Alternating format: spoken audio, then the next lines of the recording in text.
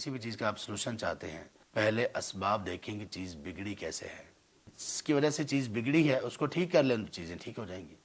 دو لوگوں کے معاملات اگر خراب ہوئے ہیں، خامد اور بیوی کے معاملات اگر خراب ہوئے ہیں، گھر والوں کے آپس میں بھائیوں کے معاملات اگر خراب ہوئے ہیں، تو اس میں صرف معافی تلافی سے کام نہیں چلتا۔ کوئی ایک بندہ کہ مجھے معاف کر دیں، دوسرا بندہ کہ آپ مجھے معاف کر دیں، میں معافی مانگتا ہوں، میں معافی مانگتی ہوں۔ معافیوں سے صرف کام نہیں چلتا۔ معافی مانگنا اگرچہ بہت بڑی چیز ہے، بہترین چیز ہے، لیکن معافی کیسے ہونی چاہیے؟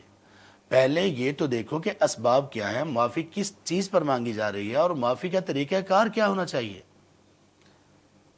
ایک شخص ہے وہ کسی سے اس کا معاملہ خراب ہوا، اپنوں سے یا کسی سے بھی، اور وہ کہتا ہے کہ میں واقعی غلطی پر تھا، آپ مجھے معاف کر دیں۔ پہلے اس کو یہ پوچھیں کہ آپ کو معلوم ہے کہ آپ کی غلطی کیا ہے۔ کئی معافی مانگنے والے ایسے ہوتے ہیں کہ ان کو یہ بھی پتہ نہیں ہوتا کہ میری غلطی کہاں پر ہے، وہ بس معاملہ آگے بڑھانے کے لیے بس یہ کہہ رہے ہوتے ہیں نہیں مجھے معاف کر دیں، سوری، اور یہ اس طرح کی باتیں، بس تاکہ بات آگے بڑھے۔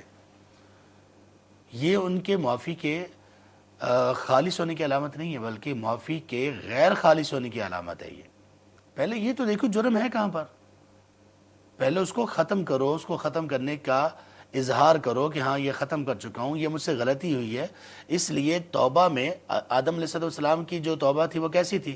ربنا ظلمنا انفسنا، پہلے اقرار کیا کہ یہ ظلم ہوا ہم پر، اس کے بعد معافی ہے، ربنا ظلمنا انفسنا وان لم تغفر لنا وترحمنا لنکونن من الخاسرین۔ مغفرت کا سوال بعد میں کیا، پہلے کہا، اقرار کیا کہ میرا یہ ظلم ہے۔